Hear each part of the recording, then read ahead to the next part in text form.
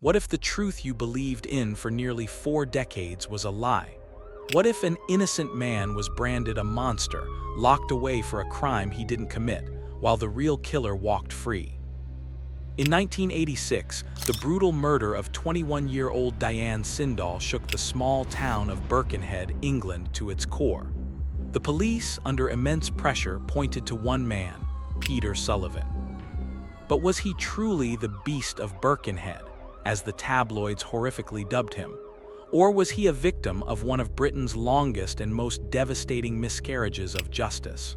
As Peter Sullivan steps into the light after 38 years in the shadows, another name echoes through the halls of public doubt: Lucy Letby.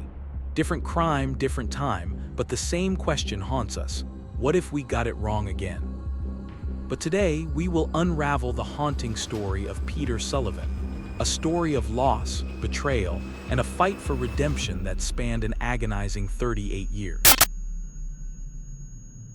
Birkenhead, 1986.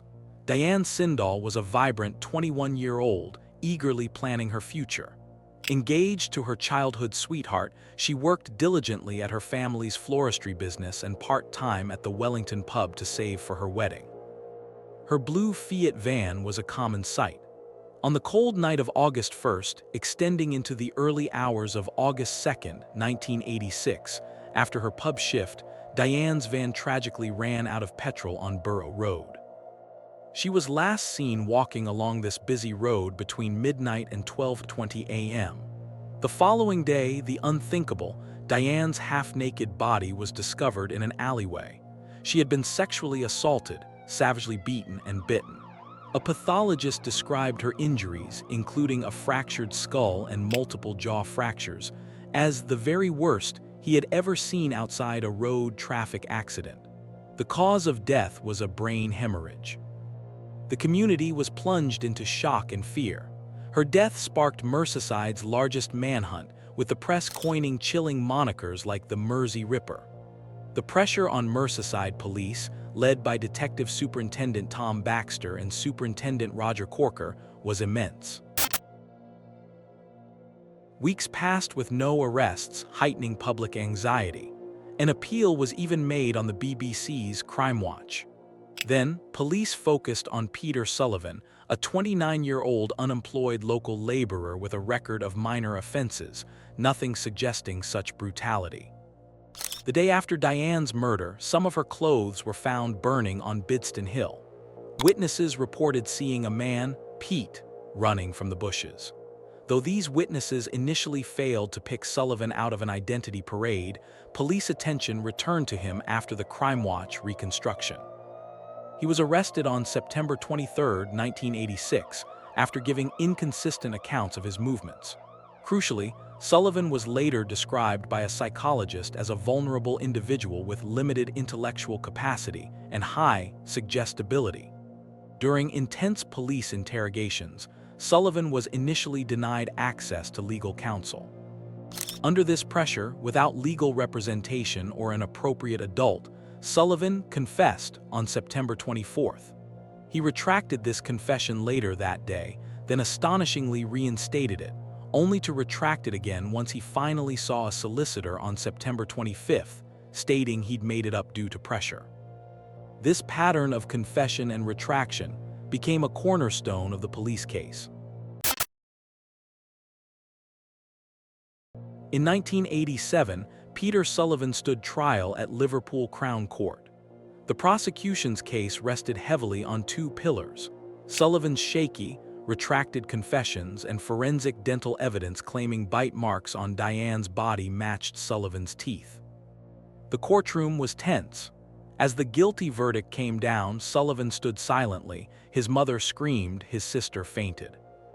Detective Superintendent Tom Baxter described Sullivan as a quiet sort of fellow, posing the question, but what is the type of person that commit these murders?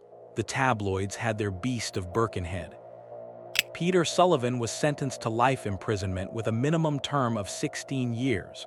Justice, it seemed, was served. As years passed, significant cracks appeared in Sullivan's conviction. the dental evidence came under intense scrutiny. Forensic odontology of that era has since been widely criticized for its unreliability, with experts like Professor Ian Pretty arguing it lacked a firm scientific basis for definitive matches. Sullivan's mental vulnerability and the coercive nature of his interrogations, without proper safeguards, also cast long shadows. From prison, Peter Sullivan maintained his innocence. Appeal after appeal failed. His first application to the Criminal Cases Review Commission, CCRC, in 2008 was rejected, as they deemed it unlikely new DNA could be recovered with available technology. An appeal in 2019 also failed.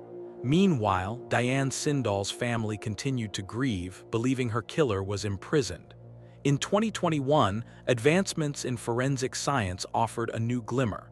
Sullivan's case was brought back to the CCRC. In June 2023, a pivotal moment. Merseyside police were notified that DNA recovered from semen samples at the 1986 crime scene did not match Peter Sullivan. Commendably, police immediately reopened their investigation. In October 2024, the CCRC formally referred Sullivan's conviction to the Court of Appeal. Forensic testing of the preserved semen sample revealed a full DNA profile of an unknown male, definitively pointing to an attacker who was not Peter Sullivan. At the Court of Appeal, the new DNA evidence was undeniable. The Crown Prosecution Service, CPS, acknowledged it fundamentally undermined the conviction's safety, stating it was difficult to see how the decision would have been made to prosecute had this been available in 1987.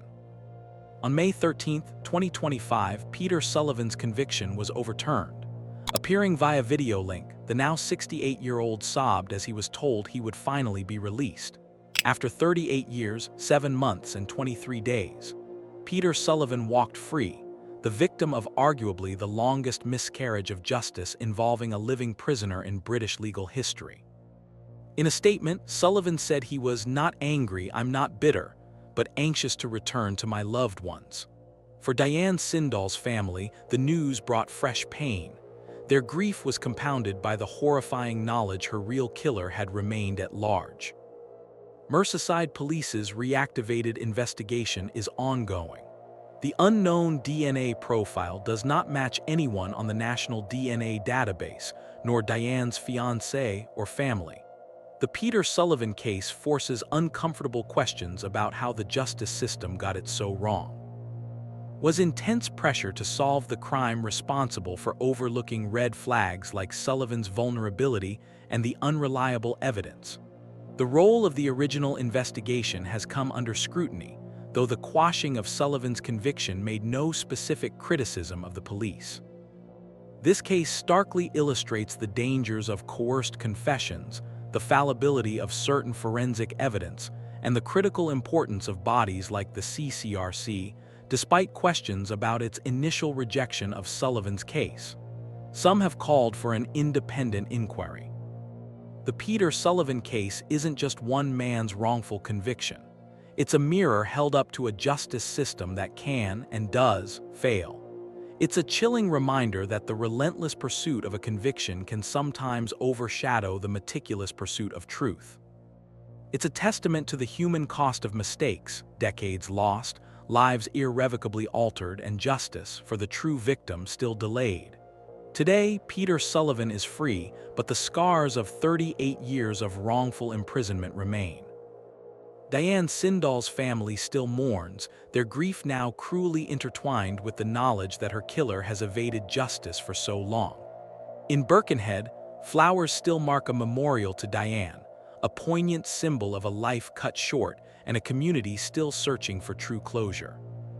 This case forces us all to ask, how do we ensure this never happens again? How do we fortify our justice system against such devastating errors?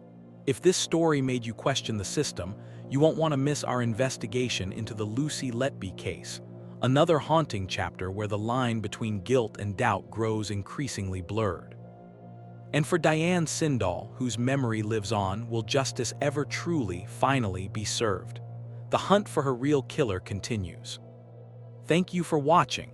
If this story moved you, please like, share, and subscribe to support our mission to uncover the truth and explore the complexities of justice.